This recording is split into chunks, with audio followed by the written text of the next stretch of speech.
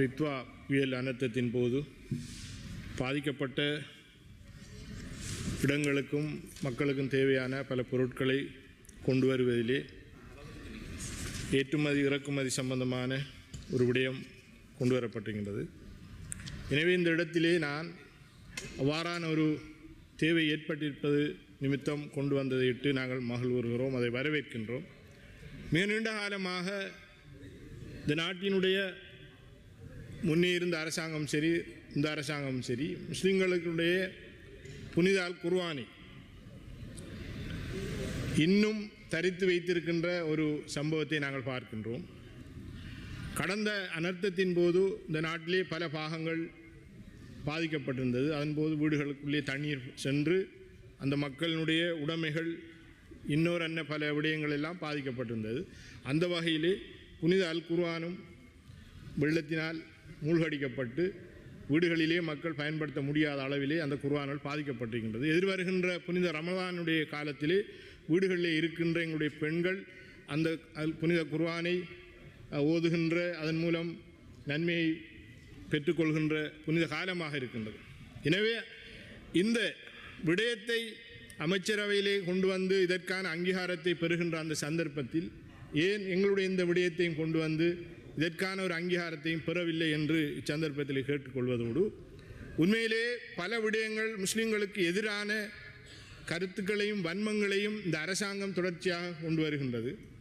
அவ்வாறான ஒரு சூழலிலே ஒரு கேபினட் அமைச்சர் ஒருவரை முஸ்லிம்கள் சார்பாக அந்த இடத்திலே அமர்த்துங்கள் என்று சொன்னால், இங்கே இருக்கின்ற எல்லோரும் ஒரு கேவலமாக முந்தியிருந்த அமைச்சர்களை விரல் நீட்டுகின்ற, அவர்களை கேவலப்படுத்துகின்ற, கொச்சைப்படுத்துகின்ற ஒரு விடயம் இருந்து நாங்கள் எதிர்கட்சியில் இருக்கின்ற கட்சிகளுடைய சிறுபான்மை கட்சிகளுடைய முஸ்லீம் கட்சிகளுடைய தலைவர்களுக்கு அந்த அமைச்சு பதவி கொடுங்கள் என்று சொல்லவில்லை. நீங்கள் ஒட்டுமொத்தமாக முஸ்லீம்களுடைய பிரச்சனையை இந்த நாட்டிலே இருக்கின்ற ஈஸ்டர் குண்டு தாக்குதலில் இருந்து ஏனைய விடயங்கள் சம்பந்தமாக முன்வைத்த விடயங்களுக்காகத்தான் ஒட்டுமொத்த முஸ்லீம்களும் உங்களுக்கு வாக்களித்திருந்தார்கள். அந்த வாக்குகளின் அடிப்படையிலே தெரிவு செய்யப்பட்ட எங்களுடைய முஸ்லீம் பாராளுமன்ற உறுப்பினர்களுக்கு அதை கொடுங்கள். அல்லாவிட்டால் நீங்கள் சொல்வது போன்று அதற்கு தகுதியானவர்கள், பொருத்தமானவர்கள் இல்லை என்று கூறுகின்றீர்கள். அண்மையிலே சவுதி அரேபியாவினுடைய ஜித்தாவுக்கான தூதுவரை நியமிக்கின்ற அந்த விடயத்திலும் கூட அதற்கு தகுதியானவர்கள் இந்த நாட்டிலே இல்லை என்கின்ற ஒரு விடயத்தை எங்களுடைய ஒரு பிரதி அமைச்சரினுடைய வாயின் மூலமாக சொல்லுகின்ற அளவுக்கு அவ்வாறான ஒரு சூழ்நிலையிலே அந்த இவ்வாறான ஒரு விடயங்கள் முஸ்லிம்களுக்கு எதிராகவே நாங்கள் பார்க்கின்றோம். எனவே நாங்கள் நினைக்கின்றோம், இந்த பாராளுமன்றத்தில் 29 பாராளுமன்ற தேசிய பட்டியல் மூலமான நியமனங்கள் இருக்கின்றது. அது எதற்காக என்று சொன்னால், இவ்வாறான தகுதி இல்லாதவர்கள் என்று நீங்கள் கூறுகின்ற அந்த வெற்றிடத்திற்கு பொருத்தமானவர்களை, கல்வியலாளர்களை, அது சம்பந்தமான துறை சார்ந்தவர்களை உள்வாங்குவதற்காகத்தான் அந்த தேசிய பட்டியல் வழங்கப்பட்டிருக்கின்றன. எனவே முஸ்லிம்கள் சார்ந்த பல துறை சார்ந்தவர்கள், கல்வியலாளர்கள், திறமையானவர்கள் இருக்கத்தக்கதாக அவர்களுக்கு வழங்காமல் நீங்கள் வழங்கியிருப்பது பொருத்தமற்ற ஒரு தேசிய பட்டியலா என்ற கேள்வியை நாங்கள் சந்தர்ப்பத்திலே முன்வைக்க விரும்புகின்றோம். எனவே அல் குர்ஆன் என்பது உங்களுக்கு அது தெரியுமோ தெரியாதோ, ஆனால் அதை தொட்டவர்கள், அதற்கு எதிராக சதி தீட்டியவர்கள் எல்லாம் இன்று அழிந்து கொண்டிருக்கின்ற வரலாறு இருக்கின்றது. அதே போன்றுதான் கடந்த அரசாங்கமும் அழிந்தது. மிக கேவலமாக மக்களினால் விரட்டப்பட்டார்கள். அதனுடைய ஒரு நோக்கம் அந்த குர்ஆன் மீது நீங்கள் கை வைத்தது என்றுதான் நாங்கள் முஸ்லிம்கள் பிரார்த்தித்தோம். அதுதான் நடந்தது. எனவே நீங்கள் வந்து அதை விடுவிப்பீர்கள் என்று பார்த்தால் அதையும் நீங்கள் செய்கின்றீர்கள் இல்லை.